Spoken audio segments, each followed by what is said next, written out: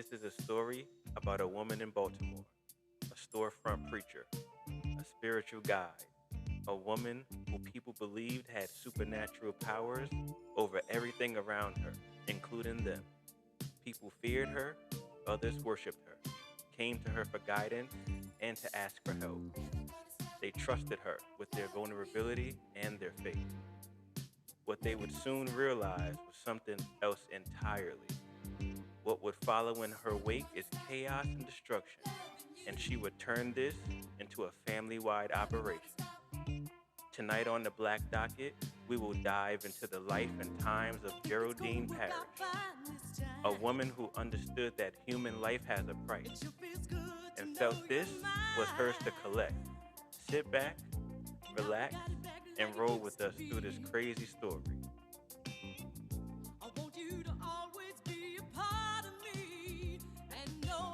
Yeah.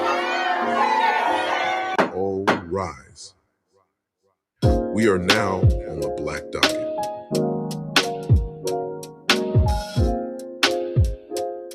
Hey y'all.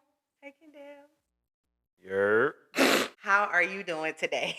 I'm good. What's good with you? I'm good. I'm good. Welcome back to another episode, y'all. Kendall, we owe the people some apologies. Really? We do. I want to apologize for the microphones not working last week, y'all. I didn't realize until we was already 2, 3, 4 hours into recording. And had I tried to record it, we would not be here this week. Okay? So thank y'all for who listened. Thank you for the people who brought it to my attention. Thank y'all for rolling with us. We gonna make sure the microphone. Can you hear me? Can you hear me?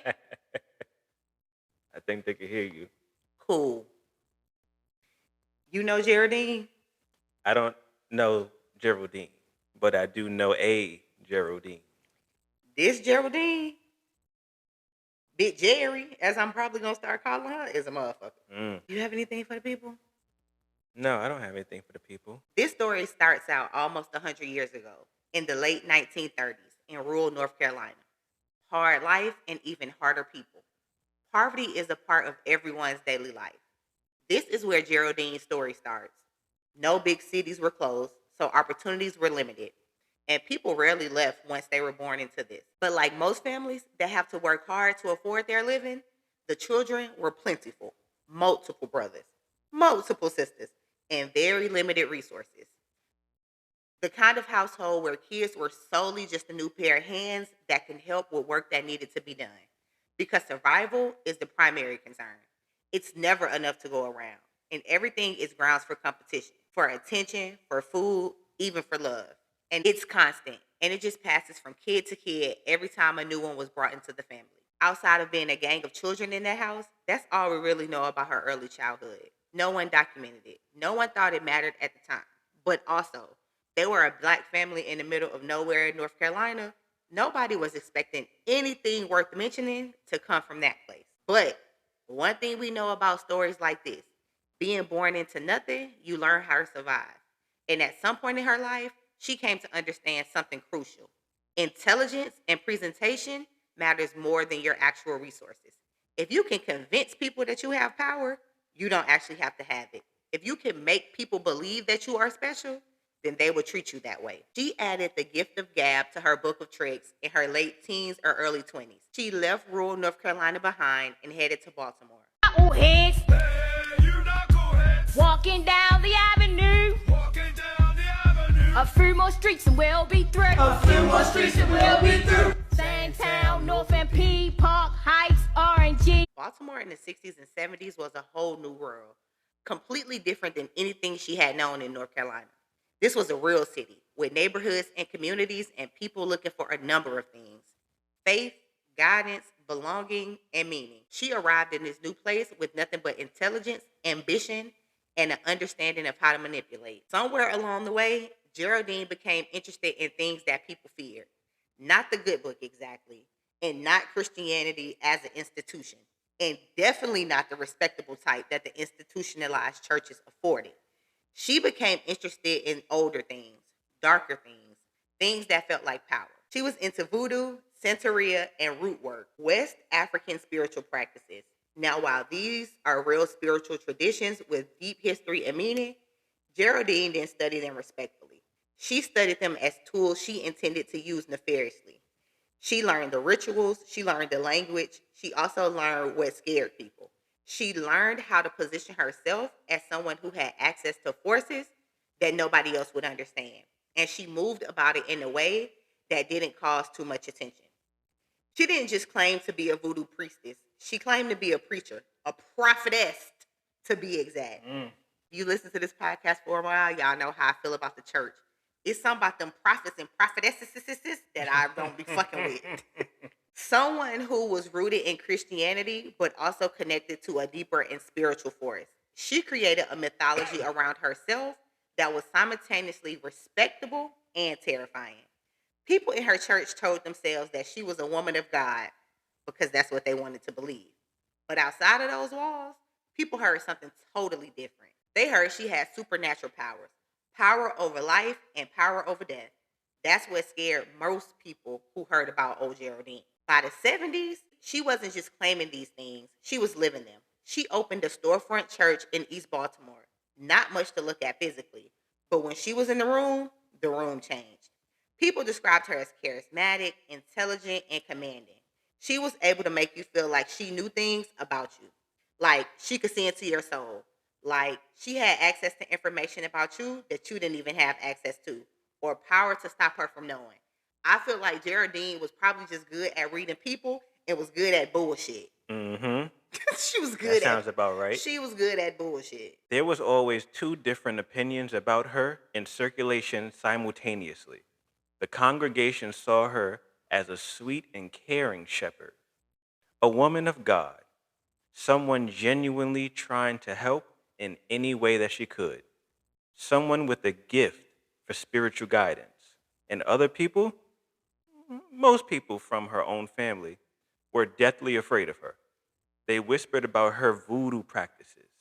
They told stories about supernatural power, about rituals, about things she would do to you if you crossed her. Violence, poisonings, and even murder were always top of mind when her family talked about her. They spoke about her on a very absolute way because they knew she could and would destroy you if she felt like it had to come to that. If I was a member of the church and her family was saying that about her, there's no way you could have made me be a part of that congregation. That's fair. There's no way. I don't know if it was her mama, her sister, her brother, her cousin, whoever was saying, y'all related, and you said she do that? No. Because I'm thinking, what if you got down and you didn't know? You found out later. That's fair. Now that's fair. But for the people that knew her family and knew her together, and while Geraldine was the topic of conversation, she never shied away from the attention. And she also never told people to stop gossiping. And that's because she didn't mind it. She actually enjoyed it because she understood one thing: allegations don't matter. What matters is the people believing it. If people believe she could control them, if people believe she could reach into their lives with force, they would obey her. They would keep quiet about things that they saw. They would let her into their business, into their homes, into their financial lives. Fear is more powerful than affection. Fear is more powerful than loyalty. Fear is the ultimate tool of control. And how does she control the people, you may ask? Listen, can't you see him working on the outside? I can feel him moving on the inside. So come and enter in and cast your cares on him. He'll open up a window and pull you out a blessing. 'Cause Lord steps. The church was her headquarters. It wasn't really anything to look at, but it was hers. It was where she held court, where people came seeking guidance, where she positioned herself as the link between the material world and the spiritual one. The people who came to her church were everyday people, working people, poor people struggling with life, people looking for meaning on this thing that we called life, people who've been a part of institutionalized churches and felt like those churches didn't understand them. They didn't speak to them. They didn't offer them any real help to their problems.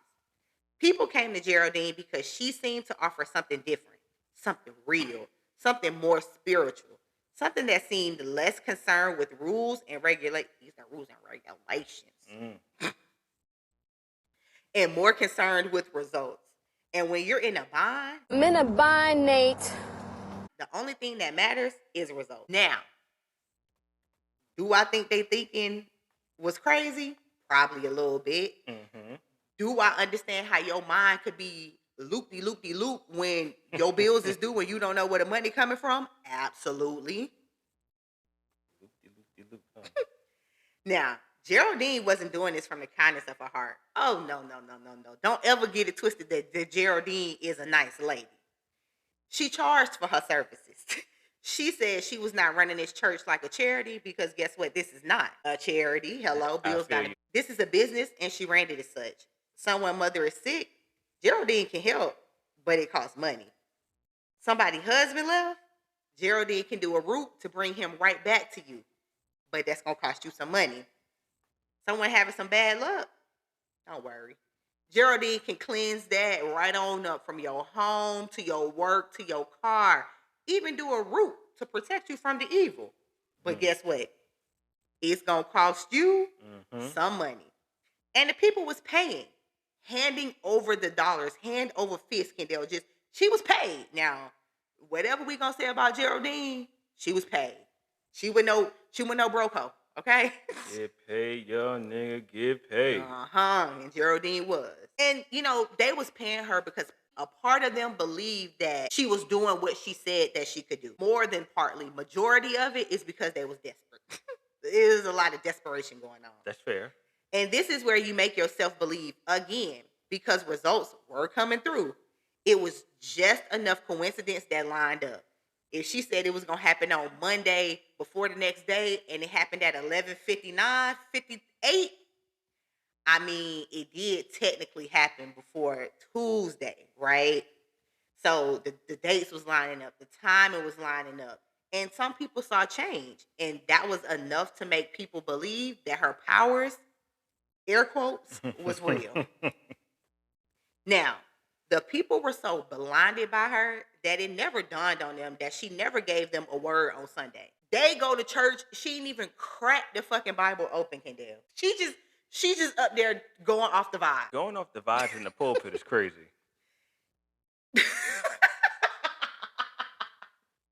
Today we preaching from the book of vibes. Just go with the flow. Insane. I gotta stop. They paid her for everything because nothing was free in this particular house of the Lord. But they continued to come back. They believed. But what did she actually preach about besides the vibes? A mix of bull and shit.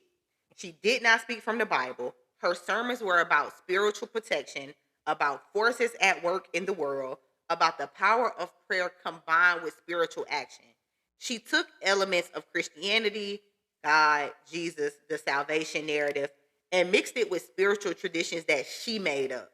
And people believed it because it felt real, it felt respectable, it felt powerful. And she made sure to position herself right in the middle of all that. The connection between their needs and their salvation must come through Geraldine. Of course. Hold my hands out like the man in, where that statue at? In Cuba? Brazil. In Brazil. And the salvation is on the other side of my fingers. I know somebody gonna go, what? How'd you come up with Cuba? Don't think too hard, guys. If y'all listen to this damn podcast, that's why I said don't think too y'all hard. know how I came up with Cuba. But nah, like, anytime, again, I just don't understand. Because I feel like some churches, when the preacher get to talking about what I can do for you and I can do for you and come to me, and I don't want to be here because it ain't you. Fuck, nigga. See, and I can't say that in church, so that's another reason I can't go. You're right. But at least you know you can. yeah, like, or at least you shouldn't. You shouldn't. it should not be any you in the church. I feel like preachers that get up there and speak a whole bunch of but I said and I felt and I did and me and me and me, you just want my money. You are running a scam on the people. Well, I ain't giving y'all no money, no way. But the people that sit in this pulpit, you just want their money. You don't care about the word. I mean, they're here for the vibes. Church of Geraldine, we here for the vibe. And as Geraldine was planning that church house and planning these people's faces, she was running a sophisticated scam in the background. She had created an insurance fraud system all her own. I'm going to put a pin in this. To become a member of Geraldine's church, you have to believe that she is the center of all of your problems. She is the ruler of life and death. Yeah, I'm out. I'm out. I'm only on rule 1. Yeah, I'm out. It's cool. I'm going to just come every so often to the You church. have to know that she is the salvation. You also have to understand that anytime you need her to pray for you, which was what I thought was the main job description of a preacher, it's going to cost you money. Also, number 3, to be a member of this church, you have to get an insurance policy and make Geraldine the beneficiary on your insurance policy. To be a member, press play. This is where she used her intelligence most clearly. She understood how the system worked, while the people around her did not. She understood that the insurance industry relied on trust, on the assumption that beneficiaries are honest, on the assumption that if somebody dies, the death is natural, or at least bare minimum, it will be investigated, right? Yeah, okay. She understood that poor people, working people, people without lawyers, people without resources are less likely to have their deaths questioned. They were more likely to be accepted as natural causes. But the system has always benefited off Black death. And she knew that because she had positioned herself as a spiritual advisor, a trusted guide, someone who would help these people with their paperwork, with their documents, with their financial decisions. And in that position of trust, she got access to her entire congregation's policies and their families, by the way. So I go to Geraldine Church of Vibes in coolness. Kendall don't go. She got a motherfucking policy on me and Kendall. What? None of us going. You hear me? You talking about? And she had access to the ability to make her. And if she did not, if I did not say I'm not comfortable with you having a policy on Kendall because I got a policy on Kendall, I give her my beneficiary forms that was once me, and she put her name on it. Yeah, she's doing a lot. But she also learned something else. Something that she would use as her primary tool for building wealth. Marriage. To her, marriage was access. Marriage was a legal lock on somebody's financial life. Marriage made her legitimate. It made her invisible. A wife collecting insurance on her husband's death didn't raise the same questions as some random preacher lady trying to get money from somebody that's in her congregation. So she started just she just started marrying niggas. Like, it's no other way to say what she was doing besides she just started marrying niggas. She didn't have to look hard for husband number 1. He was already connected to her family and closely related. Her first husband was her sister's ex-husband. Because there was no other men in the world, right? It was no other men in the world. I got it. Now remember, at the start of this, I told y'all with this family, everything was competition with the siblings. And the partners was up for fair game. So Geraldine saw her opportunity and she took it. Now, when Geraldine got with her sister's husband, sister had just died. We don't know how sister died. Sister just literally hit the floor and died one day. Oh, Lord. Geraldine, beneficiary to the sister death. Get paid. Get paid. Before the sister is in the ground, she is telling the husband, we can just be together because we got the money from my sister and we can raise the kids and do the things. Mm-hmm. They get married. He just lost his wife. So he's like, okay, this her sister. Of course she's not thinking about being with me, but whatever, right? That's the situation with this. Okay. He thought they was just gonna live together. He was not under the impression that Geraldine was finna try to marry him. But somehow she convinced him to do it. She put that woo-woo on him. And I ain't talking about between her legs. She was making chicken foot and spaghetti with a period. Hey, don't disrespect no chicken foot. But And he she definitely agreed. was putting it on him too. Man, what? And looking at his daughter's aunties, he figured this was a great idea, and he made Geraldine his wife. So in the early 70s, they became husband and wife. Mm-mm. To the shock of no one, this marriage did not last because almost as fast as they said their I do's, something shifted and they started having issues. This wasn't at all what he thought it was supposed to be. Geraldine started to show her true nature and he realized he had made a mistake. So he left. He separated from her. Mm. He wanted out of the marriage. I don't want nothing to do with you. You know, you go your way, I'm gonna go my way. We can just get divorced. That's what he thinking in his mind, right? Mhm. Right. So she lets him go. Don't worry about me. Don't worry about nothing. Just go on and live your life. I'll do the divorce papers. Right. I'm gonna do the divorce. You know, I know you can't read all that good, so I know how. I've been signing your paperwork, so I'm gonna do it for you. Now, one thing about old Jerry, she did not care about him leaving the relationship. She packed his bags, put it at the door, told him that he can go. Sheesh.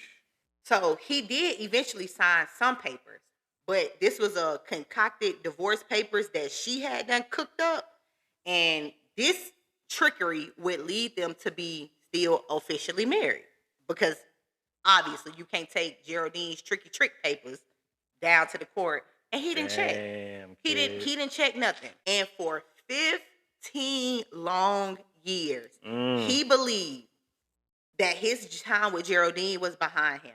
And during that time, he built a life. He met a woman, they fell in love, he got married again. Him and this lady was living as husband and wife. They were living their life. They were doing the things, right? Or at least that's what he thought.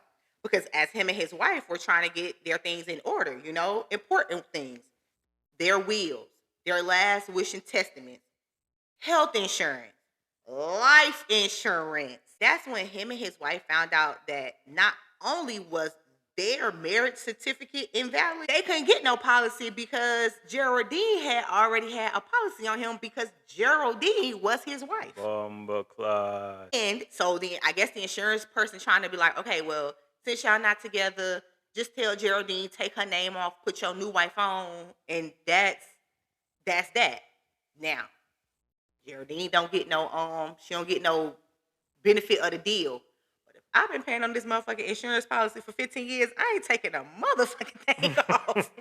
Okay, that's true. That's true. Fuck you mean? You're also going to face the piper because we're going to court that this is fraud. How? We was married. What's fraud about it? You told me it was. What's fraud about Right, it? that should get thrown out. You feel me? You feel me? So when the insurance man is like trying to be helpful, trying to tell them that, you know, they can just remove the names, put the names, add the names, Geraldine was not going for none of that. And she told them over her fucking dead body that lady would get put on that policy.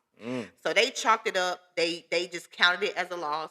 And they left that office with the love between them and just knew it was over with for that policy. We're not going to go back and forth with her. If that's how you going to handle it, Geraldine, I pray my husband outlive you so you can't get no money, funky hoe.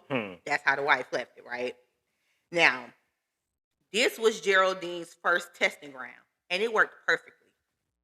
He was trapped legally, financially, and spiritually. And he didn't even know it. Now, here's the thing. After he found out they were still married after those 15 years, I don't understand why he just didn't go down to the court himself and say, I don't want to be married to this lady no more. Now, that's the part that's crazy. Still not going to get no money, but you can at least marry your wife that you thought you was married to for 15 years. You won't. He has to be divorced from the other lady to get married. But can't you, I don't know how it was in the 80s, but can't you say I don't want to be uncontested divorce? Like, at some point, you can't make me stay married to her. But they poor. They probably don't even have the money to, or the wherewithal. Like, I don't know if back in the day you could just go and say, I want a divorce. It probably was some daunting task. Paperwork, but you also have to make sure both parties are acknowledging the situation. So, I want a divorce, you don't. Now that's going to drag it out. And we won't have the time nor the money for that. And I'm sure she would drag it out. True. So he just chalked it up, and him and his wife lived as common law wives, and they just let Geraldine do whatever Geraldine wanted to do. But after that first marriage, she understood the system. She understood how to use it, And she did it again and again. Because what she learned from marrying her sister's baby daddy was that you could be married to multiple people as long as the system didn't find out about it. Because this man and this woman had thought that they was married until Geraldine went and said, ha, ha, ha, ha, ha, no, bitch, we're married. So if I marry these people and I don't tell on myself, the system will never know. That's true. So she took that scheme and worked it to the benefit of herself. She used that and went on to marry 2 more men after husband number 1 found out that they were still married. Now, also, it's not like she was operating outside of East Baltimore. So how she was doing all Elite. and once she married those 2 men, she followed the same pattern. She married a man, immediately got a life insurance policy on him, made herself the beneficiary, where she would start either borrowing against the policy while remaining in position to accept the policy in the event of his death, but was never divorcing any of those. So it's 1985, and this lady got 3 husbands, 3 life insurance policies, and all 3 of these men are still alive and refusing to die. So that left Geraldine in the bind. I'm in a bind, Nate. And all through the 80s, Geraldine was cutting up. Once she started, she didn't stop nor slow down. She kept getting married and kept using her position as the preacher lady to get access to more victims and more insurance. And now, in order to be a member, you had to let her take out a policy. She framed it as money that would be used to take care of your family once you went to the glory. Yeah, because Mr. Kendall, you know, if you pass away, Tammy ain't got no money. So, you know, I'm going to help with the service. We'll use this money to help you with the service. Oh, and I'm bless your heart. going to take care of your family when you go, Mr. Kendall. Oh, bless your heart. Bless your heart. Now, that sounds good in theory, right? When the first person died, what did she do? Because if she didn't give no money, why was y'all still letting her do this? Find out. And then she started with the trickery. Sometimes people knew she had policies. Sometimes they didn't. Most of the time, she was forging documents. And the system was simple. Once she was on the papers, she just waited. But waiting was taking too long. And Geraldine was too greedy. So she came up with a plan. And she had to speed up the clock on these policies. And what did that mean? She would move from fraud to murder. Her first victim was Frank Lee Ross. And he was 46 years old from Baltimore. He was an ex-husband of one of her sisters. But Frank Lee was still cool with the family. He still came around. So yeah, me and your sister didn't work out, but you know, that's okay. We still got kids. This still my family. We still gonna kick it. Frank Lee didn't, you know, just because we can't be together don't mean that we got to be beefed out. That's fair. That's fair. The year is 1985, and Geraldine's family have been telling everyone with ears about her for years. So it's hard to believe that Frank Lee didn't know the type of woman that she was. But she had never killed anyone. So what's the harm in associating with old Jerry? What's she gonna do? Put a policy on me? I'ma be dead. You know what I'm saying? Like, certain people just be like, it doesn't even matter if she does that. Y'all say she do voodoo. I ain't never seen nobody turn into no chicken. You know what I'm saying? Like, what's the worst that can happen? Oh, man. She's already shown that she's willing to marry behind her sisters, but she went on that with Frank.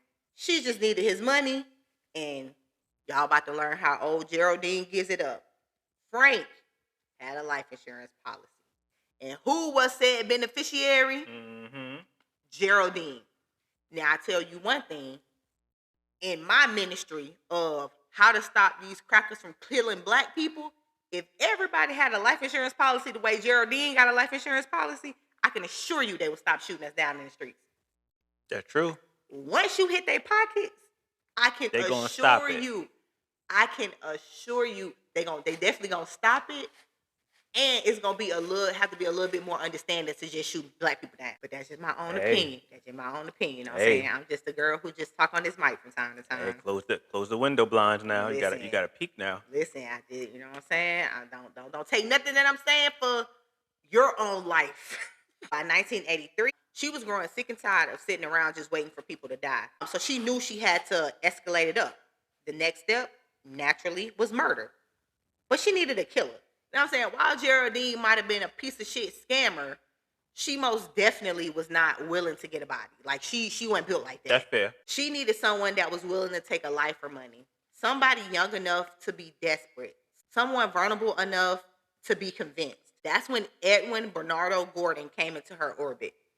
Edwin was 20 years old, and he also was from Baltimore, and he was living in absolute poverty. He was looking for a way to make real money real fast. He knew people in Geraldine's neighborhood, heard about her. He knew she had access to money, knew she was connected, knew she had power. We don't know if someone introduced him or if Geraldine sought him out deliberately, but what we do know is Geraldine recognized in Edwin what she recognized in a lot of people around her: vulnerability and desperation. A young man looking for a pathway out of poverty, willing to do things that he wouldn't normally do if the price was right. I'm also gonna give y'all one of my Tammyisms. I feel like you can get absolute loyalty from people who live in this type of poverty. My number one example: people whose teeth is rotted out their mouth. That is definitely your number one example. People whose teeth is rotted out their mouth. If you can come get them some new teeth and show them that there's another way of life and they get a quality of life that they never had, they will show you so much loyalty. Have you doing things that they never thought that they can do. And why do I say that? Because Edwin's teeth was rotted out his mouth. When you struggling to eat, you can't worry about brushing your teeth every day. I ain't even got no water to brush my teeth every day. Toothpaste costs money. That's the type of poverty he was living in. So when somebody comes say, hey, I'll give you a sum of money with a comma in it, come on, man. And all I got to do is do a nigga? Yeah, okay. Y'all right. Pause. So Geraldine approached Edwin with the opportunity. She told him, I have a contracted job for you. It pays real money. More money than you've ever seen. She's already swindling it up to be good for him. Edwin listened, and he took her up on her offer. The price on Frank Lee Ross's head was a little bit more than $2,000. Horrible. But it's first time, so it's his first time, and it's 1983. fair enough. $2,000 in 1983. It's probably like 10. Come on, man. 10, 15. All I gotta do is shoot this old nigga, kill this old nigga. Hey, man, people done did it for a lot less. Smoking a pancake. Man, what? And that's all it took. That was enough. Now, for me, even back then, with the inflation, that would have not been enough to look another human in the eye and pull the trigger. But for a 21-year-old who didn't know where his next dollar was coming from, this is life-changing money. The kind of money you don't turn down. It was the kind of money that made you believe you could start over. November 12th, 1985, Edwin found Frank Lee. He had a 9 in his hand, and when he locked eyes with Frank Lee, he pulled the trigger. One shot to the head. Frank Lee fell to the ground where he would lie until he died. The first murder. The first contract completed. The first test of whether this system would work or not. You think her new system gonna work?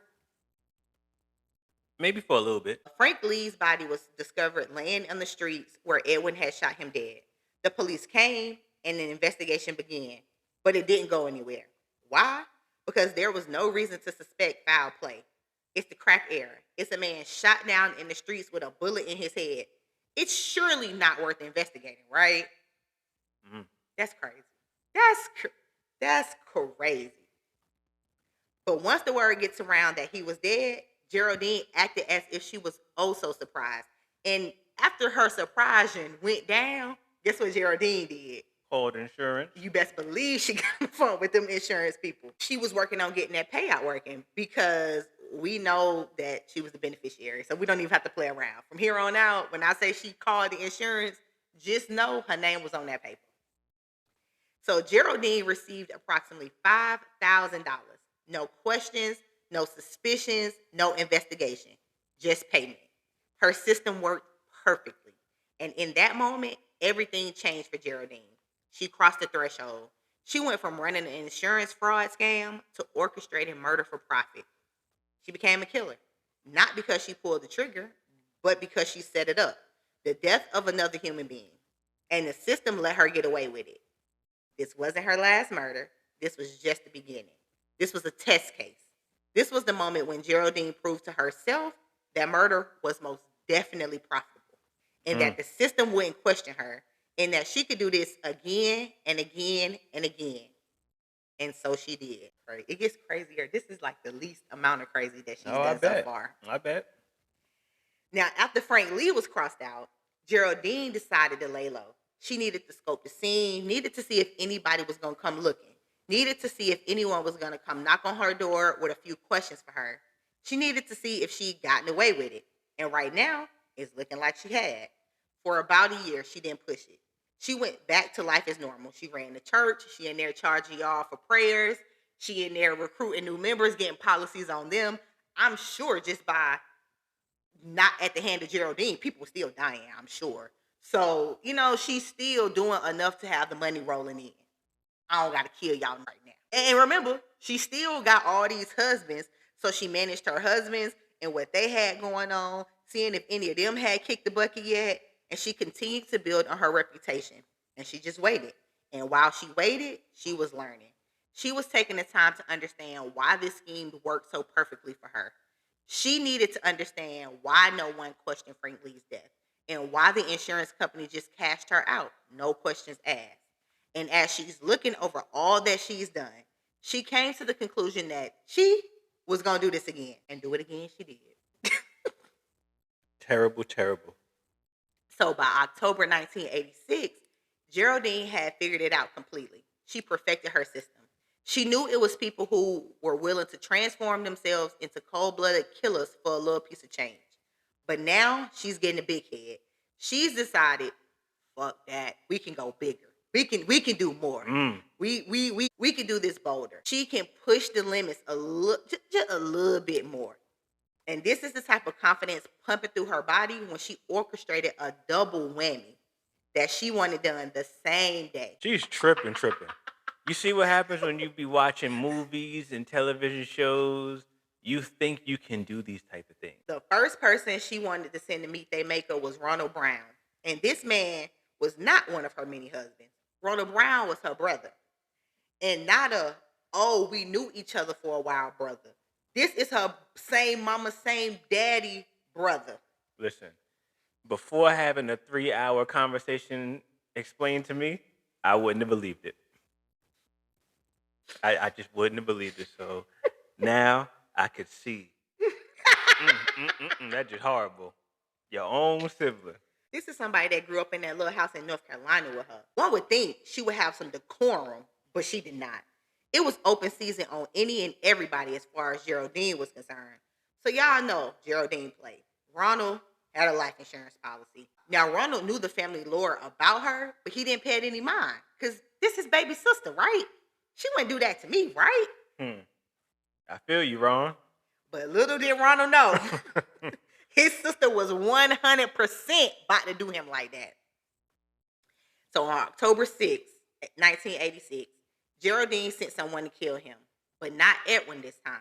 She sent someone younger, someone even more vulnerable, someone even easier to manipulate. And his name was Lionel Robinson.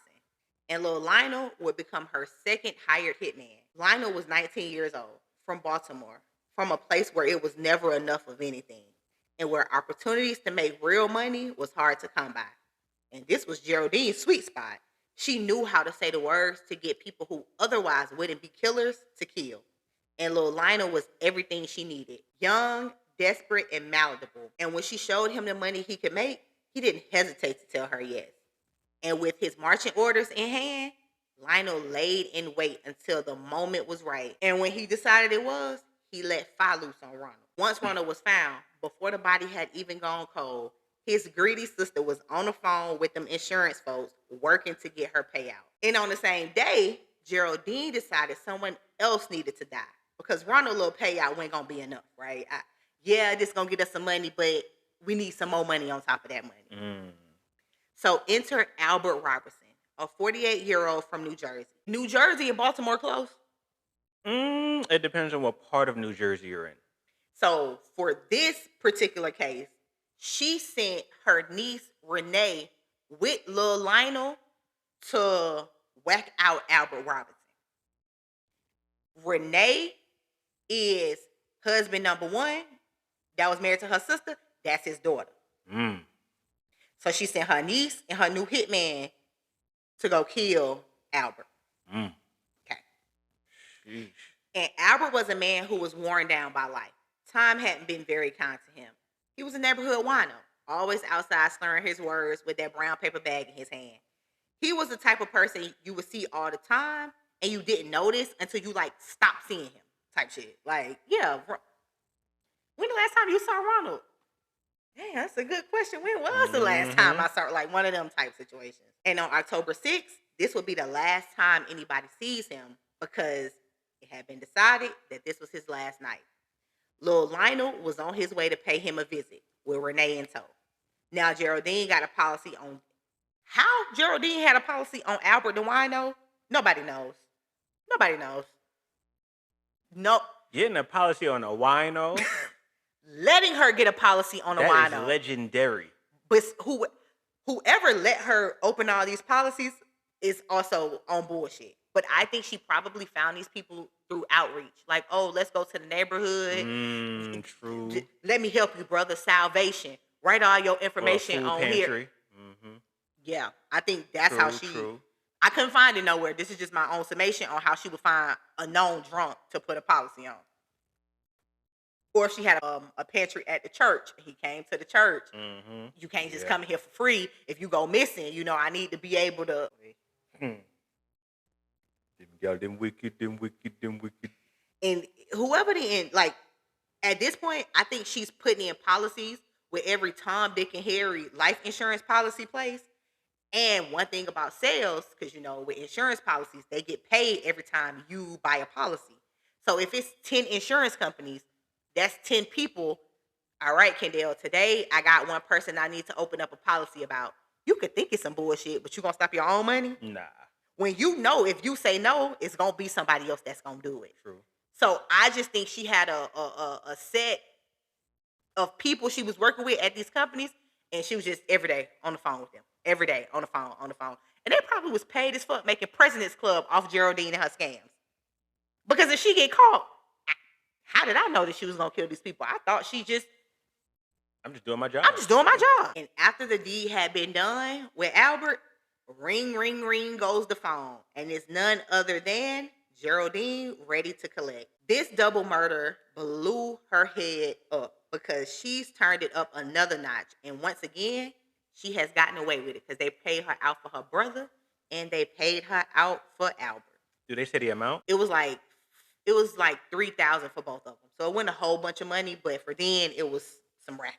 But watch the progression, the escalation, the sheer boldness of how she moving. She had proven to herself that the system would accept one murder. Now she was proving that it would accept more. She was pushing the boundaries of what she could do. She was becoming more confident, more ruthless, more willing to orchestrate violence on a larger scale. And the system was none the wiser. After this, she goes on to get married again. So now we're on husband number 4. And it seems like every time somebody perishes, she has to re-up on that policy. So there's a body to always replace who she just killed. So I just killed these 2. I need to go find 2 more policies to replace these 2 policies. After she pulled the double whammy, she sat down, but not for a year this time, just a few months. Because by February of 87, she was back on her bullshit. I said October to February? Yeah, she... Greedy. This time, her target was Miss Helen Wright. She was 65 years old, and she was Geraldine's housekeeper. Her sole job was to make Geraldine's home more comfortable and make it feel like a place that somebody wanted to live in. And it worked out perfectly for a while because she lived in the house with Geraldine. So it's not like she cleaned Geraldine's house and went home. Geraldine's house was her home. And, you know, Miss Helen was in this house every day, hearing and maybe seeing all the bullshit that Geraldine was a part of. And while she may not have known all the details, she was very aware that something was happening around her. There is no way that Geraldine could have been a fake preacher and you ain't never see her put no sermon together. You can't see that insurance man knock at that door at some... It got to be multiple times a month. Paid, whoever that insurance person is. What? So she may not knew the details, but she knew something ain't something ain't right in the water. And maybe that's what led to Miss Helen becoming a target for Geraldine. And Miss Helen was a vulnerable target as well. Most people just saw her as an employee. She was just to help. So nobody ever really took the time to talk to Miss Helen, see who she was, see who her people was. They just came to Geraldine's house. Oh, that's the maid lady, and go on about their business. But little did Geraldine know, Miss Helen was strong, stronger than she knew. But she was soon about to find out. So in the same month of February, 1987, Edwin was sent to kill Miss Helen, and he shot her. And apparently, Edwin is a bad shot because guess what? Miss Helen survived. Geraldine did not expect her to have that type of strength, determination, and or sheer luck. But the craziest part about all of this is, after she got shot, she stayed in Geraldine's house, and Geraldine nursed her back to health. She prayed over her. That's some wickedness, Man, boy. what? And she laid on the role of the concerned friend. Oh my God, Miss Helen, I'm so sorry this happened to you. Who would do this to you? Just all of that, right? And while she's doing that, she's probably secretly fuming because why am I nursing my paycheck back to health? Like, no, I wanted you to not be here. So that shit was probably paining her every day. She had to go in there and change that lady wounds, whatever the case may be. But she played that rule so good because Miss Helen never called anybody to report that she had been shot. Not the police, not her family, not her friends. She just held it down, and this was a secret known only to Miss Helen, Geraldine, and Edwin. Get shot at 65, bitch. I'm definitely calling the police. I feel you, and you're supposed to. They shot her in February, but by March 6th, Edwin would be back. And this time, he wouldn't miss his target. He made his way inside of Geraldine's house and snuck up behind Miss Helen, put the gun up against the back of her head, and shot her. This time, she wouldn't be so lucky because she would not survive. Edwin get gone. He tells Geraldine that the deed is done. She begins the theatrics. She come home. Oh my God, somebody broke into my house. Oh my God, my housekeeper is dead. Oh my God, oh my God. And nobody's the wiser because nobody knows that Miss Helen was shot before already. So now they just thinking, it's East Baltimore. It's dangerous. Oh my God, somebody broke into this lady's house. And after she get off the phone with the police, oh my God, my housekeeper is dead. Before the police get there, she on the phone with the insurance come company. on, man. But now she rolling in the dough because the policy on Miss Helen is $10,000. Shit. Back then, that's 10,000 in the 83, 85? 87. 87. No, brand new. Yeah, that's a brand new car. Yeah. A good car. 87, 10,000. That's got to be like $50,000 right now for inflation. And that's her biggest cash out up until this point. But that wasn't all. Miss Helen had Social Security benefits. And now that she's dead, and because Geraldine was listed as her caretaker and, you know, the person like on her all her benefits, Geraldine starts to claim those benefits. Before the cops got there, she was on the phone with the insurance company. That next Monday, she was at the Social Security office getting her name put on Miss Helen fits. Mind you, the lady even had no fur yet. She had no fur. But we got all her money coming to us. That account looking good. Man, what? And for Miss Helen, her checks was $450 every month, indefinitely. So Miss Helen's death became an ongoing revenue stream. Every month, money would flow to Geraldine for killing this lady. Also, period, speaking of firms, she would kill these people, and she didn't have to pay no money out because guess what she having the funerals at? The church. Come on, man. Getting them the cheapest brown box casket you could find, just put them wherever. And then this time, Geraldine finds the time to get married 2 more times during this period. So if you're keeping count, this is now husband 5 and 6. No divorces was given, but she was allowing them to keep their life. And at this rate, that's a blessing. that's a blessing. I'm just gonna take it. But she got 6 husbands, and they all still alive. The husbands are refusing to die naturally. Now Geraldine is feeling untouchable. Like she can do whatever she wants to do, and she didn't have to go far to find her next victim because she would get back in her bag and stick to what she knows. Hit up somebody who was related to her. This time, it would be none other than her niece, Dolly Brown. Dolly was 29 years old, a woman with a husband, kids, a whole complete family. But do you think her auntie gave her care at all? Not at all. And the crimes kept rolling on in. So just a head count. By 1987, Geraldine has killed multiple people and collecting crazy money. But her greed hadn't been satisfied yet. And because she had a policy on anybody within a 1 mile radius of her, she knew all about Dolly. And Dolly's was more than $10,000. So Dolly's policy was more than Miss Helen's policy. Geraldine was the beneficiary. And that was enough. That was the only reason Geraldine needed to make sure that Dolly was no longer walking this here planet. So September 19th, 1987, Geraldine taps her trusted hitman and she calls up Edwin, told him she had another job for him, but she had particulars this time. She told him she didn't just want Dolly dead. She wanted it to look a certain way. And at this point, she knew if everybody kept coming up dead the same way, it would put the laws on her trail. So she told Edwin to switch up his MO. Smart woman. So he crept up on Dolly while she was in her house, threw some papers around, then shot her in the head. Bullets entered her skull just like he did with Mrs. Helen. But guess what? She survived. Dolly survived. Now, every time Edwin tried to pop somebody in the head, the shit don't never work. I think he needs a new method. He needs to try something new. He does. Get a better gun, get a better shot. I don't know what it is, but something needs to happen. And maybe Edwin was scared. Like to also like at some point, I didn't plan to become no fucking serial killer behind this bitch neither. I mean, you don't have to keep taking her calls though. But I'm trying to let these people survive though. Are you?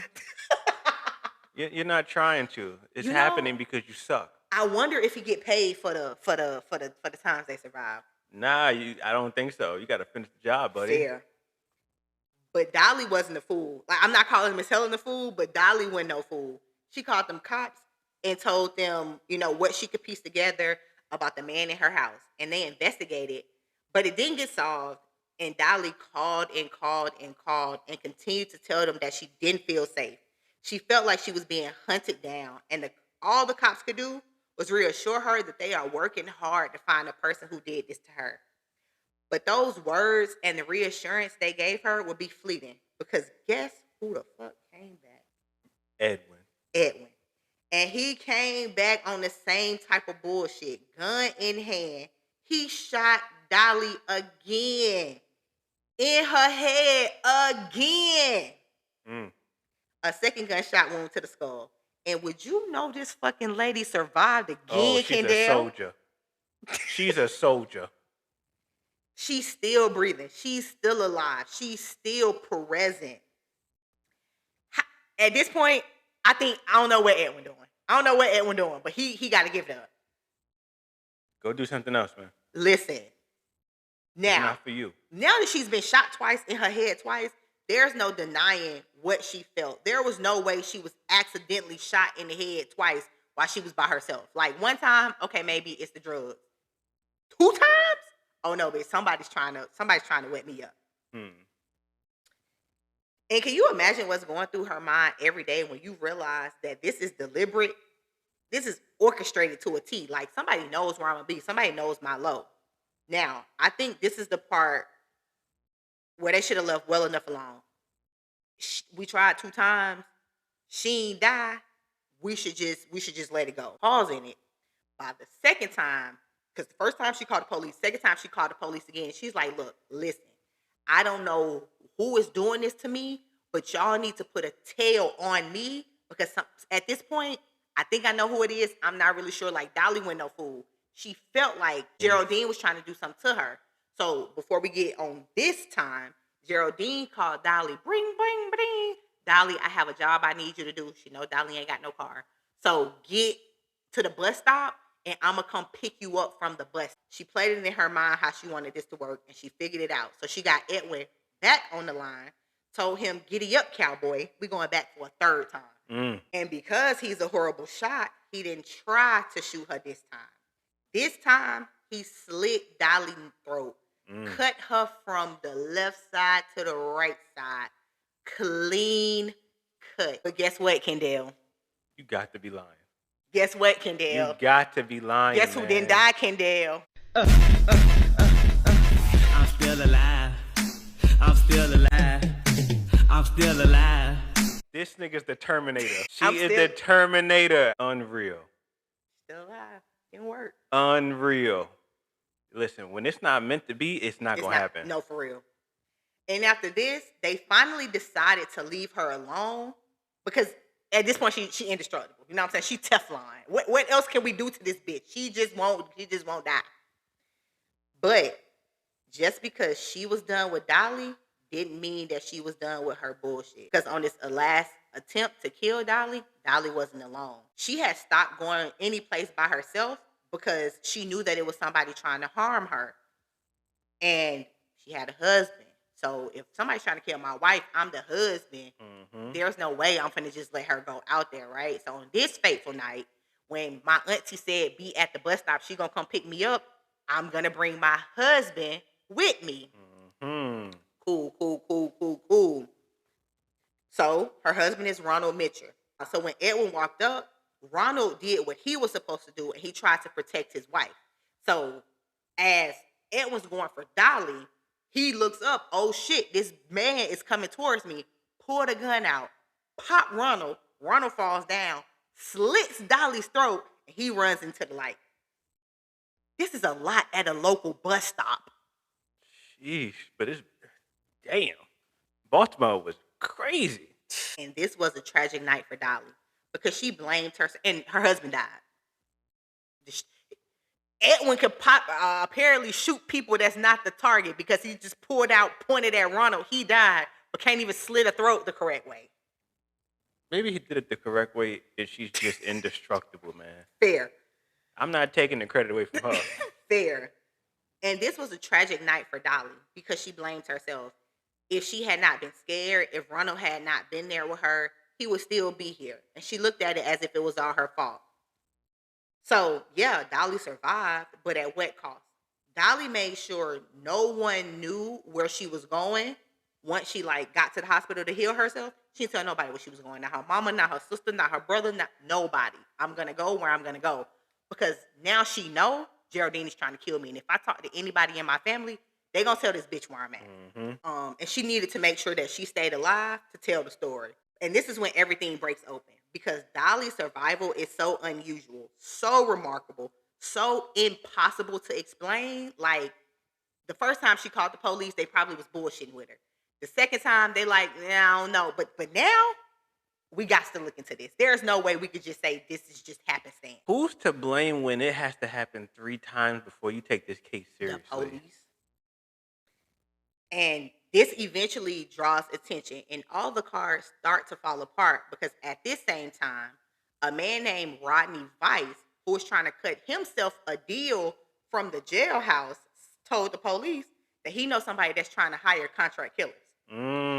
What I believe, after Edwin fucked up with Miss Helen and then fucked up the first time with Dolly, she started calling around looking for other people. And he said he knew a man who was working for a woman, and this woman had been trying to kill her niece, and that the niece just wouldn't die, no matter how many times they tried to kill her. If I'm a detective, I'm listening to that, and it's lining up. Now, he didn't have a name of the lady, the niece, the nobody. He just had a story. But once it got from the jailhouse informant, the COs give it to the police got the case of Dolly at this point. Say, what's the likelihood of him calling saying it's somebody who just won't die? And we looking at this bitch, we got this lady in hiding who just won't die. So the police check with Dolly, and she confirms it.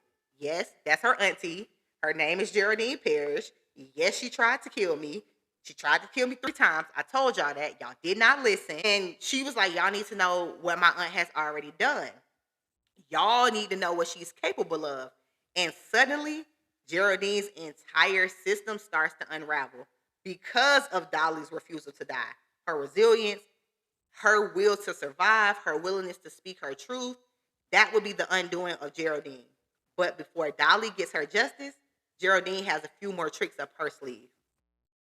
Oh, and I forgot to mention, Geraldine had a policy on Ronald, so she collected thousands of dollars off of his death, even though he wasn't the intended target, and she didn't leave that alone. Now, during this period, as the murders continued, as Dolly was being attacked multiple times, as Geraldine was managing her killing operation, she was still marrying.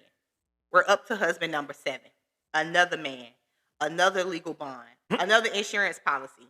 The system never stopped. The marriages never stopped. It was all one continuous operation.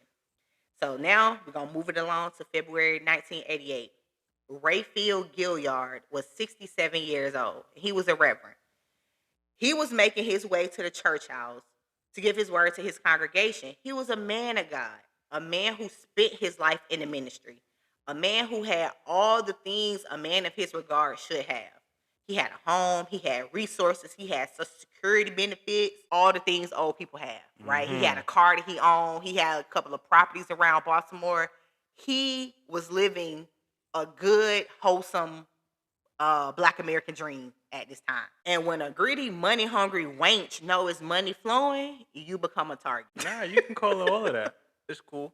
So on January 18th, 1988, Geraldine married him for no other reason than to plot and plan how she could make his worldly possessions hers. And poor Minister Rayfield, because he was marrying Geraldine, because he thought there was some type of relationship there, some type of partnership, some level of compassion. Like, obviously, he knew they weren't finna be having wild monkey sex every day, but he thought, damn, every other Tuesday or something, she can maybe rub me down or something. That's what he was thinking. Okay. He didn't know he was marrying a predator. He didn't understand what it meant for him when she slid that insurance policy paper for him to sign the night they got married. He had no clue. He was signing his own death certificate, and he probably signed it because that's what old people do. You do things the right way. And it's my wife. And it's my wife. I think she liked me a little bit. So, of course, I'm going to make sure she's taken care of when I go to the glory. I got a couple more years on me, right? So, yeah, that's the least that I can do. They got married on January 18th. February 12th, Rayfield Gilliard was dead. Come on, man. That's 15 days. Come on, man. The death certificate said cardiovascular disease, heart failure. But crazy thing, right, Kendall? Crazy thing. This man was 77 years old. In the 80s, I'm pretty sure they was going to the hospital in the 80s the same way they was going to the hospital in the 90s for every fucking thing that hurt on them. So I know it was enough tests that had been done on that man that if he had heart failure, it would have been on some piece of paperwork. True. If they could have dumped some heart medicine in him, I'm sure they would have gave it to him. I'm sure of it. But crazy thing, right? He had no medical history of heart problems at all. None documented, none on his chart from all the times he went to the hospital. So how does a 77-year-old man with no cardiac history suddenly die of cardiovascular disease? Smell like fish. Geraldine poisoned him, and she did it through his food for his death to look like that. The police would wonder about this later, but initially, it was just another death. Another old man dying. Another beneficiary collecting insurance money.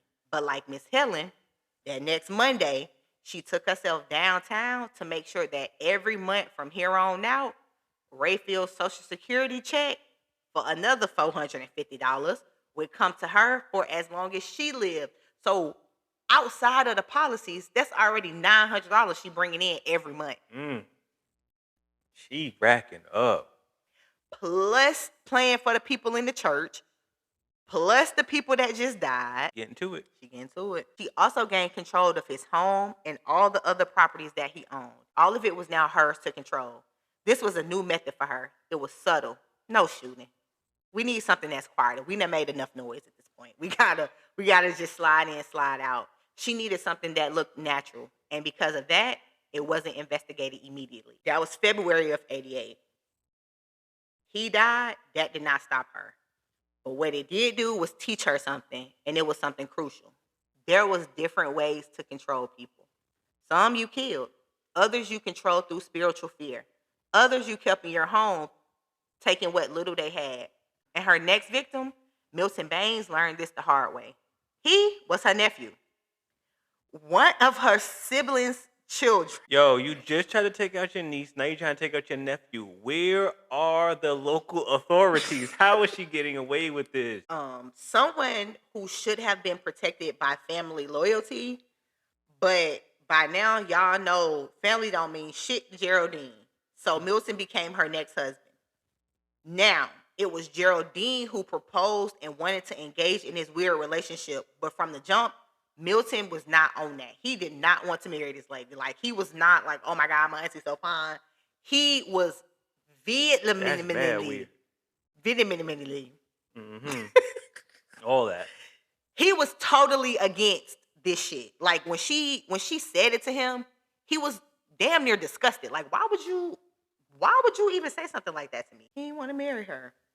He said no multiple times. Looked her in her face, in her eyes, so she would know that he was dead the fuck serious. Told her he was not going to do this. So she went into her bag of tricks and used one of her skills she had acquired to get what she wants. She didn't threaten him with violence. She didn't threaten to take him to court. She threatened him with something deeper, something spiritual, something that reached into the supernatural world. She told him that she would put a curse on him. You are under spells, people. You're under spell. I ain't under no spell. You are. You're under a spell. She told him that if he didn't marry her, his life would become unbearable. That she would reach into his world and destroy it by way of a root. And she was going to put it on him and destroy him. And guess what? Milton believed her. And I can't even blame Milton for believing her, because remember, this is the family lore. They've been saying that this is what she do. So, yeah. And, oh no, you don't know about the husband. They do know about the husbands. Oh, she's yeah. not doing the marriages in secret. So while she's pissing off the money for these firms, she's having actual factual weddings in that church. Oh, that's crazy. No, but can't nobody question her. So can't nobody say, ain't nobody gonna ask where your divorce papers at. Nobody's gonna ask you that. Yeah. This church is wicked. And these people are slow. Geraldine doing voodoo was the worst kept family secret. The stories of her power and the things that happened to the people that crossed her was firsthand knowledge. I mean, she been running rapid in the same family for years. So, for all he knew, she was dead the fuck serious. And then she told him directly to his face. And I'm sure Milton was terrified. Like, it would be one thing if somebody was like, yeah, you know, if you don't marry her, Auntie Geraldine gonna put that woo-woo on you. But, Kendall, if you don't marry me, I'm going to put the woo-woo on you. Like, he was terrified. And when Milton tried to explain what happened to him, to his family, he described something specific, something that made it real to him, something that made the curse feel concrete. He said he'd been placed under a spell by a woman from North Carolina, not Geraldine directly, which I can believe that. Geraldine went to go see the lady. Every time I leave, something happened bad because she went to go see that lady. You know what I'm saying? I do believe in that. I think, but I also think when you go try to put something on somebody, that shit gonna come right back on you. I do believe that. But I do believe she went and saw that lady, for sure. And this was a root woman, a woman who practiced old spiritual traditions, things that went back generations. And he believed this woman had prepared the root for him, a specific thing designed to bind him spiritually to Geraldine. And what was that thing that you asked?